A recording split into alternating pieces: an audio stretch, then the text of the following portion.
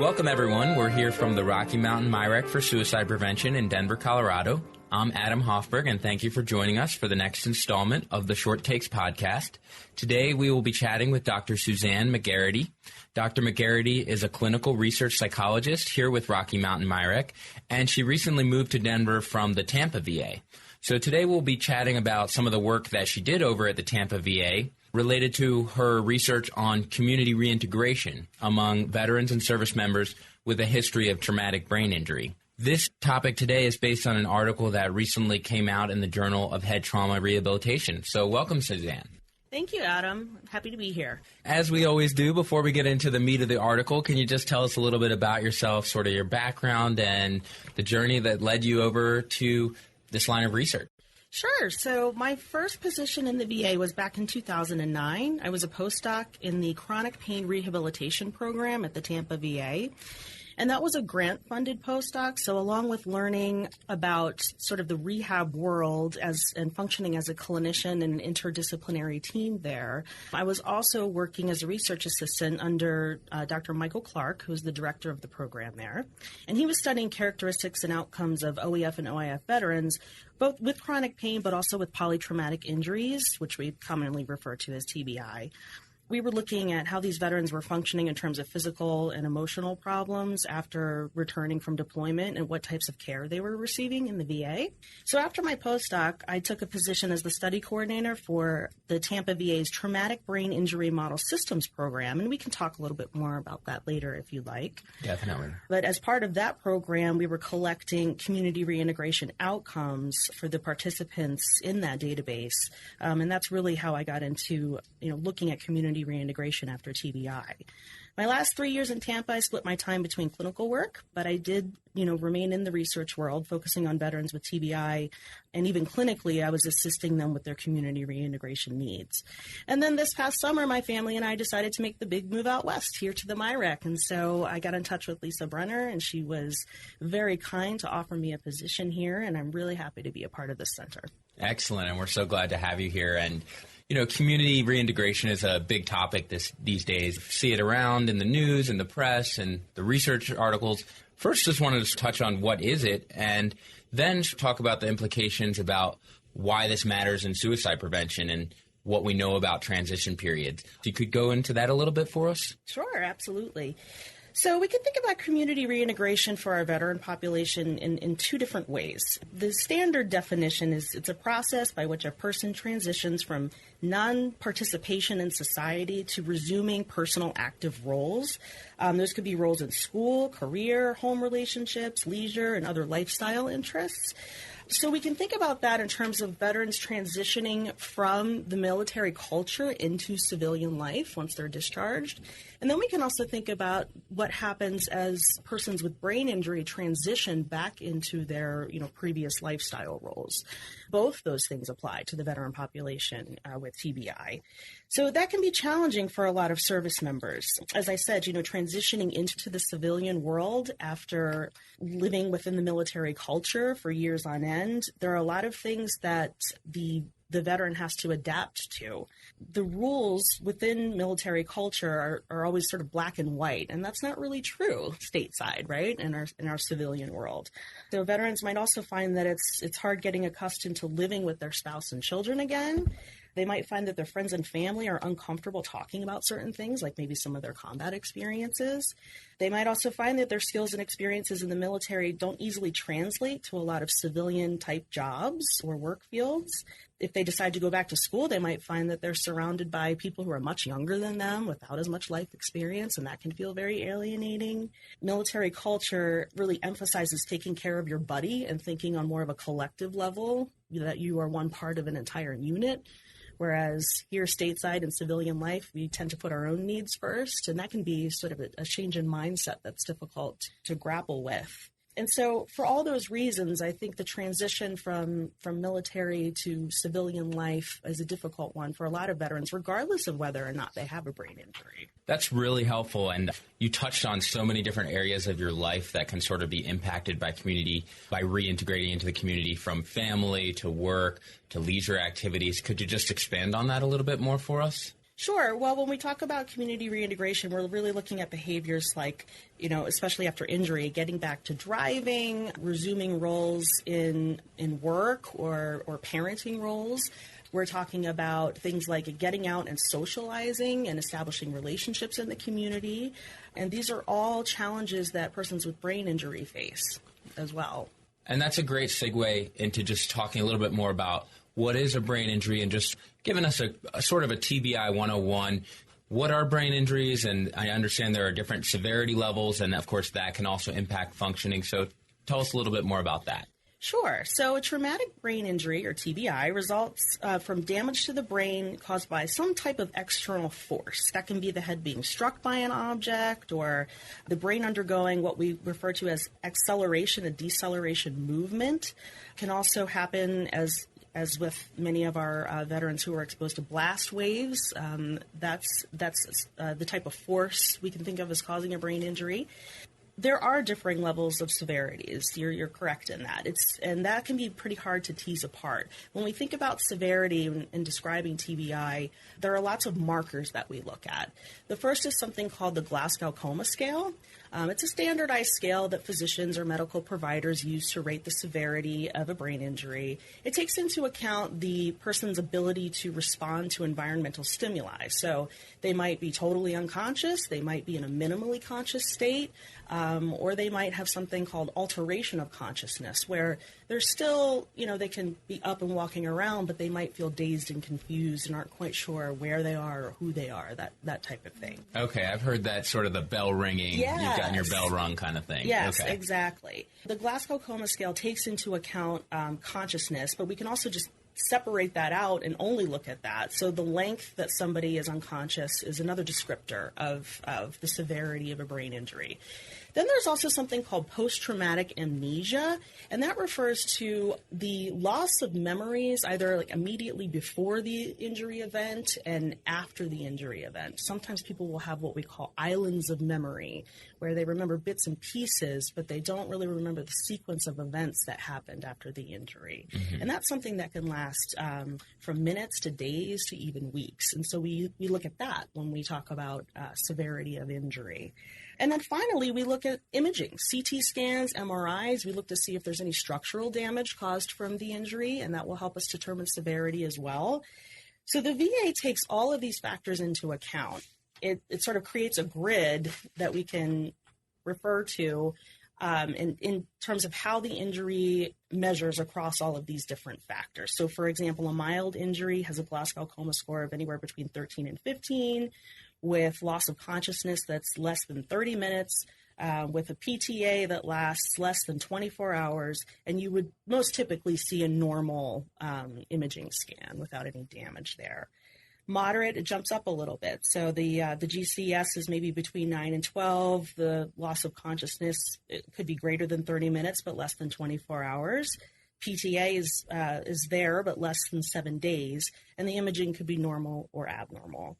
With severe injuries, you would see a GCS score of between 3 and 8. Again, loss of consciousness, greater than 30 minutes, sometimes even greater than 24 hours. PTA would last greater than 7 days.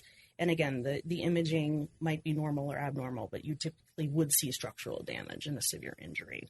That's really helpful. And, the reason why I really wanted you to break that down for us is because I understand your study sort of broke your group down by the severity of these TBIs. And so just helpful to think about, what does it mean for something to be called a mild TBI versus somebody who experienced or sustained a severe TBI. That's right. So can be quite a difference in a range of what a TBI is. Exactly, yes. We looked to compare persons with mild TBI to moderate to severe TBI in this study. We collapsed moderate and severe because, unfortunately, with our sample size, it wouldn't have given us enough individuals within each category to really do comparisons across the outcomes we wanted to look at. Mm-hmm. So we compared mild TBI to both moderate and severe TBI, which we collapsed into one category.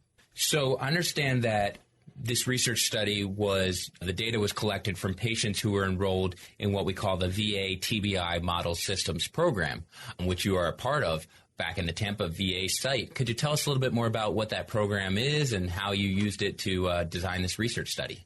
Sure. So the Traumatic Brain Injury Model Systems program was not something that the VA developed on its own. It was actually an adaptation from the same type of program in the private sector that had been around for over 20 years. So back in the day, the National Institute on Disability, Independent Living, and Rehabilitation Research wanted to sort of essentially create a large database that would follow persons with TBI who had received inpatient rehabilitation for their injuries. They wanted to follow them over the course of their lifetime. And so they created this partnership between, I'm not sure of the exact number, but I think it might be a dozen, 24 sites in the private sector.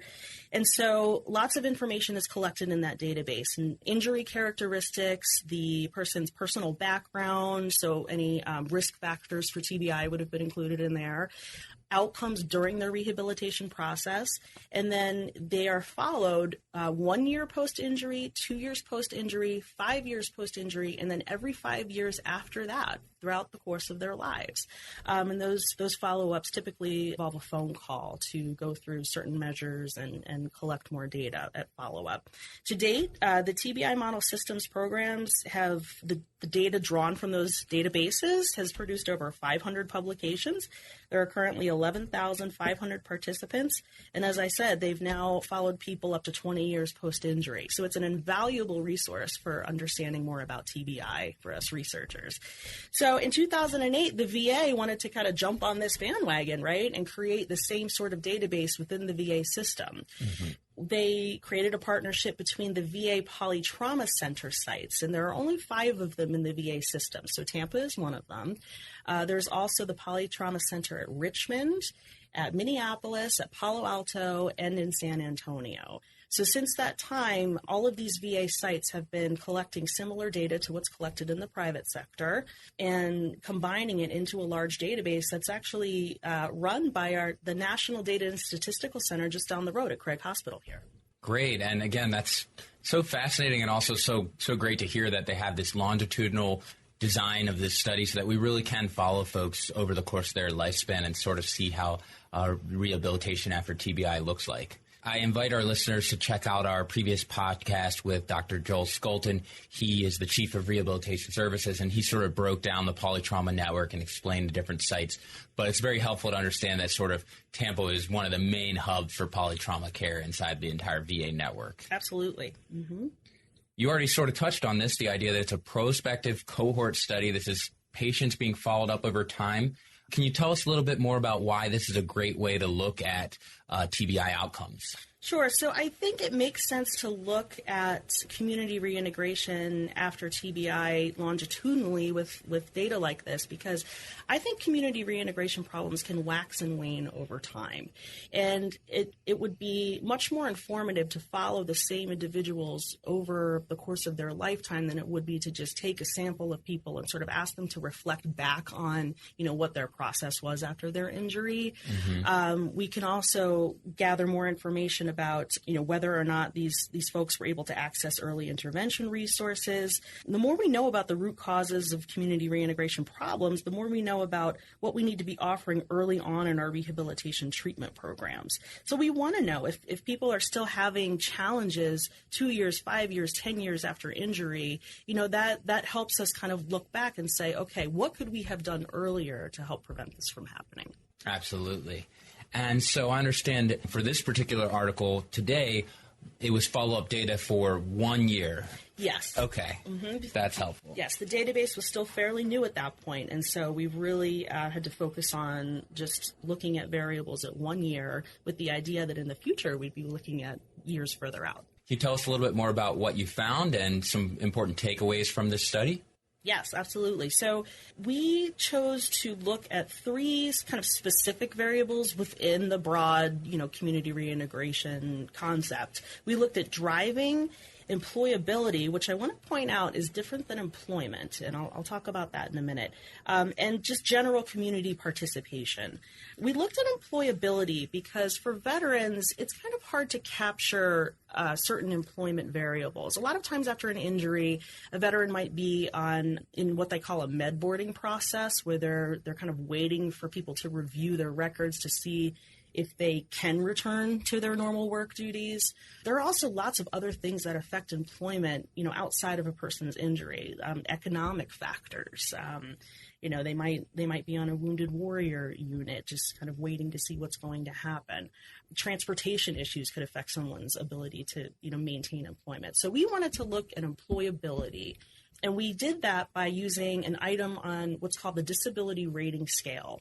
And it asks the objective rater to determine, based on this person's injuries or consequences of the injuries, are they able to return to their the same type of work that they were doing before their injury?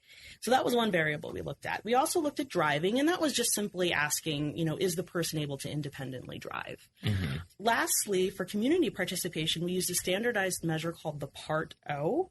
And again, that was actually developed by Dr. Gail Whiteneck down the road at Craig Hospital here. Mm-hmm. And that looks at how much the person is socializing, how much they're getting out of the house, whether they're attending sporting events or church or things like that.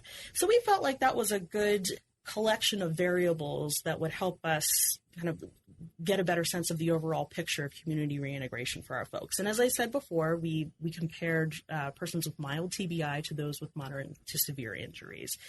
What we found is that at 1 year post-injury, mild TBIs look different from moderate to severe TBIs in ways that you would expect.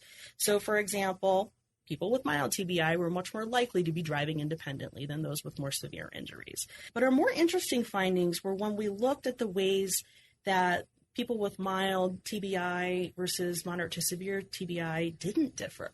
You would think that a person with a mild TBI would be up and out and about in the community, or more likely to be doing those kinds of things than a person with a moderate to severe TBI, and that wasn't the case. So we had to look at what was going on within the groups, and we found that different things predicted community reintegration problems depending on which severity group the person was in. We found that for moderate to severe TBI, problems with driving were more related to cognitive and physical factors, whereas those with mild TBI who were still having problems with driving, that was associated more with things like PTSD and depression. Okay. And similarly, when we looked at community participation, PTSD and cognitive problems tended to predict, more problems with community participation in the mild group, whereas only cognitive problems were related to community participation in the moderate to severe group. So in general, the takeaway message here is that these mental health comorbidities tend to affect people with mild TBI and cause more problems with community reintegration than people with moderate to severe TBI. And so in some ways, at 1 year, these two groups look very similar, but for different reasons.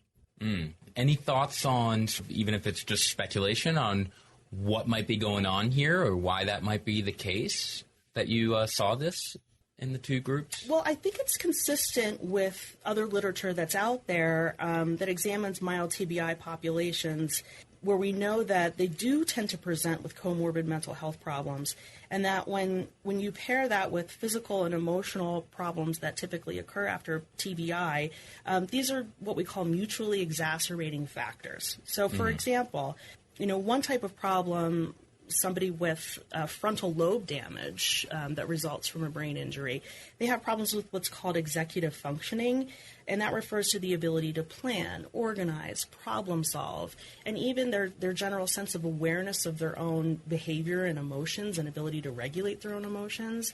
So thinking back to all of the different facets of the transition from military to civilian life, if I were also having problems regulating my emotions or planning and organizing or problem solving, it's understandable that I would have even more problems with that type of transition or getting used to lifestyle changes that might be necessary after my injury. One of the things that also struck us is that 83% of people with mild TBI in the study were rated as having some form of restriction in terms of employability. And that's really surprising, considering that after a single mild TBI, you expect full recovery, especially within 1 year.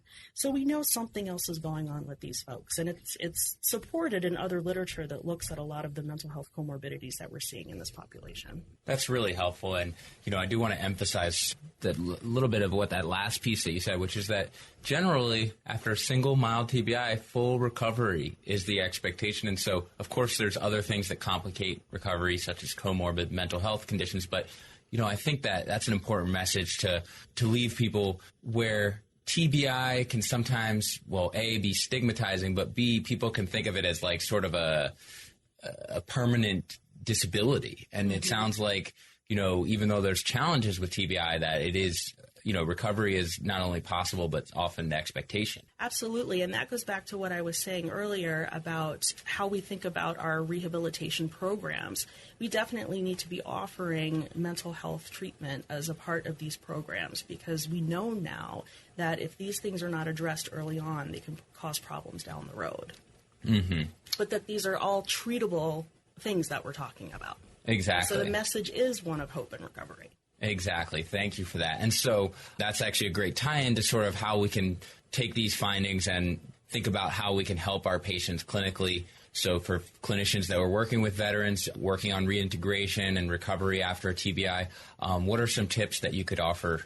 Sure. I would say definitely staying abreast of evidence-based treatments for things like PTSD and depression, making sure that all veterans have access to these types of treatments, things like prolonged exposure or ACT for depression are a few examples.